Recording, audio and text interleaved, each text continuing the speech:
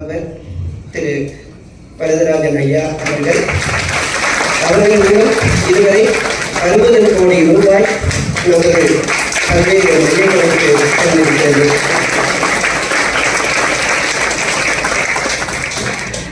அடுத்ததாக நம்முடைய சென்னையில் மகாராஜர் இடத்துல பார்க்க முடியும். நிறைய அந்த ஆனந்தத்தை பருகி இருக்கிறோம். அது எப்படின்னா சாதாரண மனிதர்களாகிய நமக்குள்ள கோபம், வெறுப்பு சோ அதுதான் வெளியில வரும். அவங்க ஃபுல்லா ஆனந்த நிறைகுடமா இருக்காங்க. அந்த கோஷத்துல ஆனந்தமய கோஷம் தான் அவங்களுக்கு முழுக்க இருக்கு.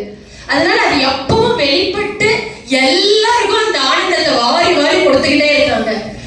அந்த சர்வ தர்ம ஸ்வரூபிணே அவதார வரிஷ்டாய ராமகிருஷ்ணாய தே நமஹ.